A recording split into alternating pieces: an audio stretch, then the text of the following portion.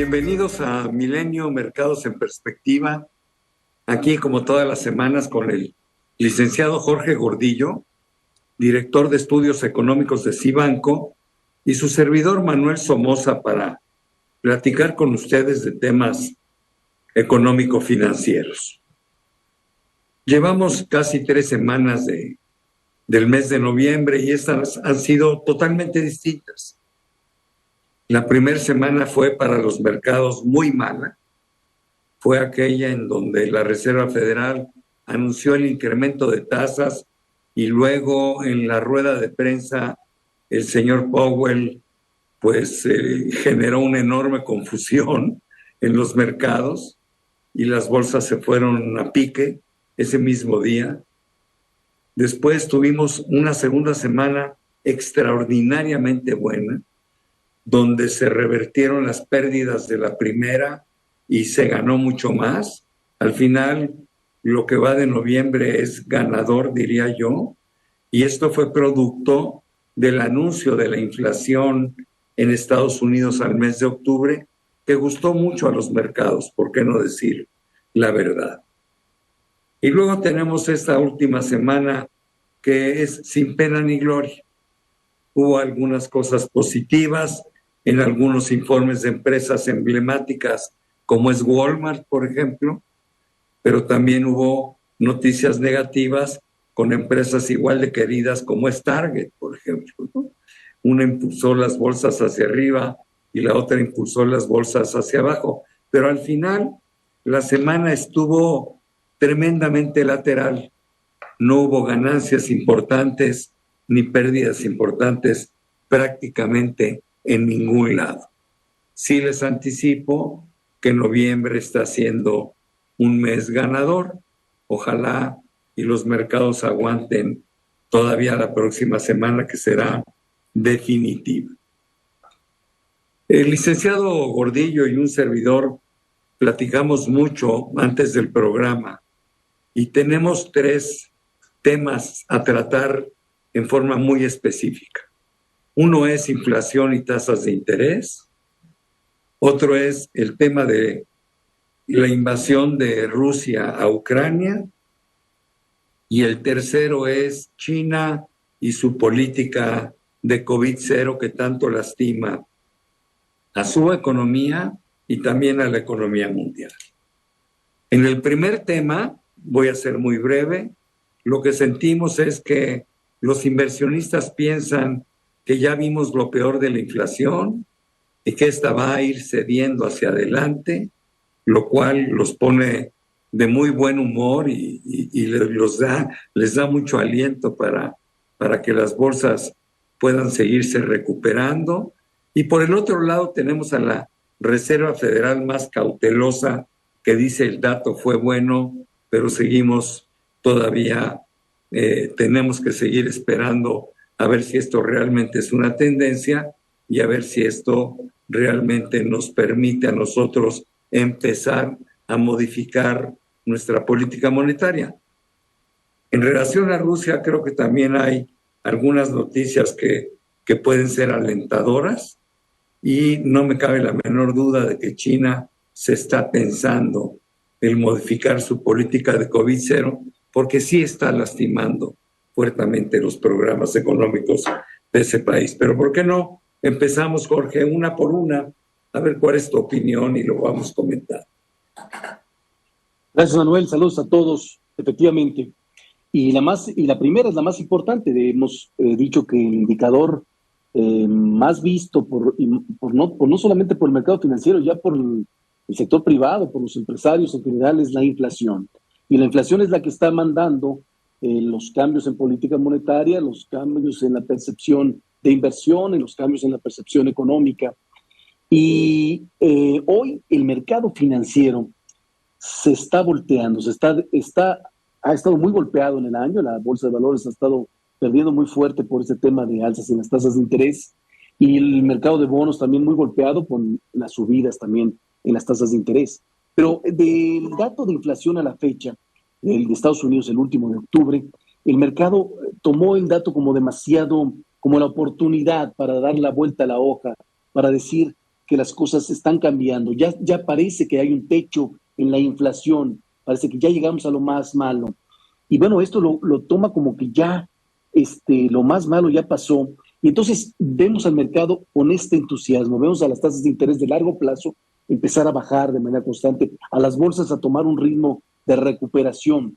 Estamos todavía muy lejos de la meta de los bancos centrales, y la carga hacia abajo va a significar que todos los bienes y servicios en general tomen este ritmo, y no necesariamente lo van a hacer a la velocidad que el mercado quiere.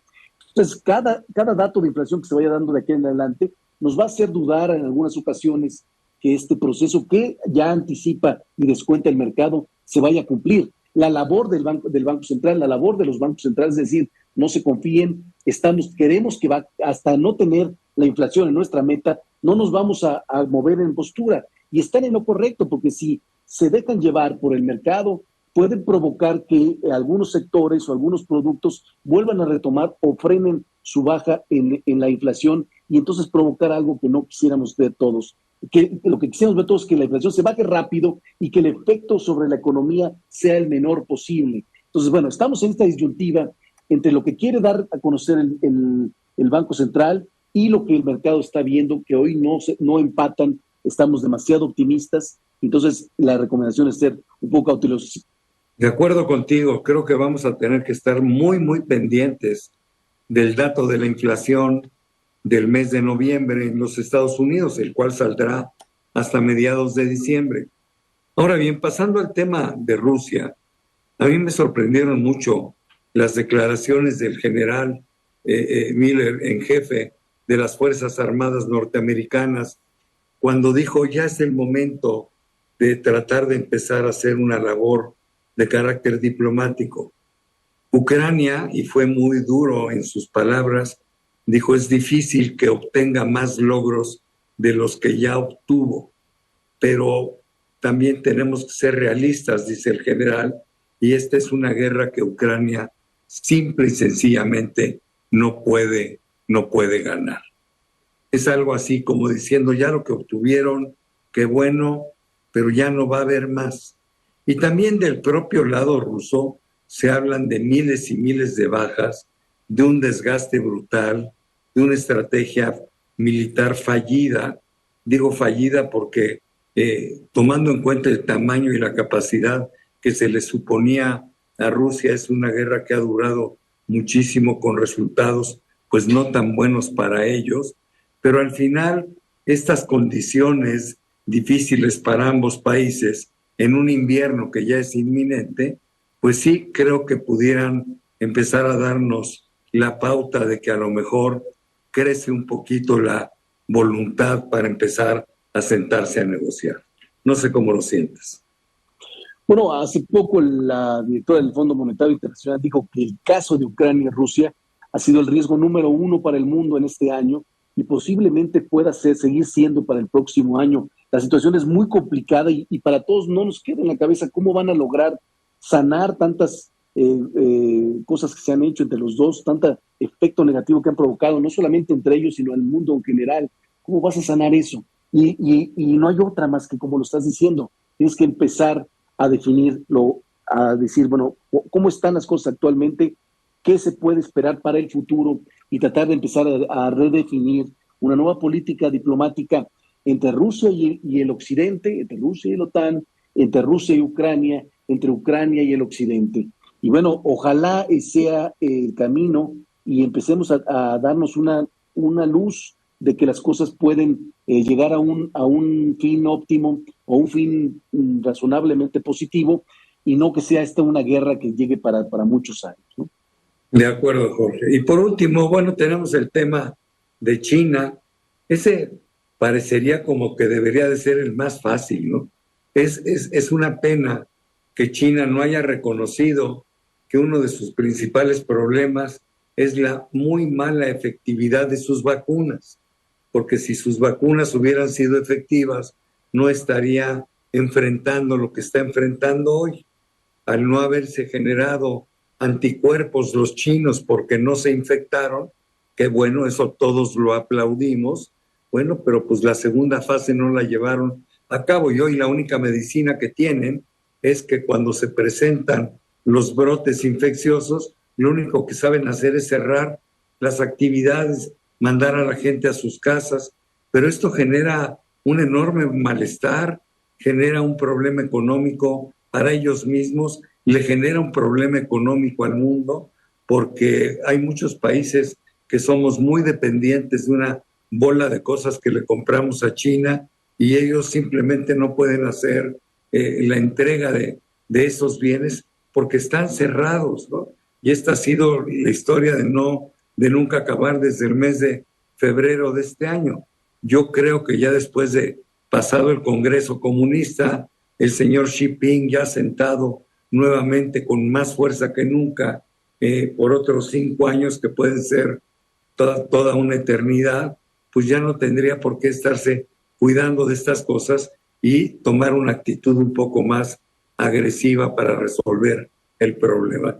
Yo no sé si tú crees que esto sea posible o crees que se van a mantener en su política de COVID-0 por sécula secular, ¿no? Bueno, la situación en China es muy importante porque China está queriendo pasar al tema tecnológico, al ser líder mundial en la economía y está enfrentándose de frente a Estados Unidos en la pleito de tecnologías, en pleito comercial. Y entonces, de alguna manera, estas políticas están generando cierta presión al mundo, pero el mundo está reaccionando no como China hubiera querido, el mundo está reaccionando en tratar de diversificar todos los insumos que estamos acostumbrados a tener de China, y esto le está generando bastante ruido al gobierno chino sobre qué planes puede tener hacia adelante, que ya nos había invadido a todos de productos chinos y ahora se está recomponiendo. Entonces, el gobierno chino se está recomponiendo su plan económico y claramente yo creo que no van a tener otra más que recapacitar en su política sanitaria para el próximo año para tener una mejor meta de económica hacia adelante, porque tienen internamente algunos problemas que tienen que resolver, como su sector inmobiliario, como es su sector de comercio, su sector financiero, que lo podrían sacar de esta carrera que quiere por liderar el orden económico para las próximas décadas. Pues así es, mi querido Jorge, se nos acabó el tiempo, te doy las gracias, pero sobre todo le agradezco a usted que está aquí semana a semana con nosotros en Milenio Mercados en Perspectiva. Nos vemos pronto. Muchas gracias.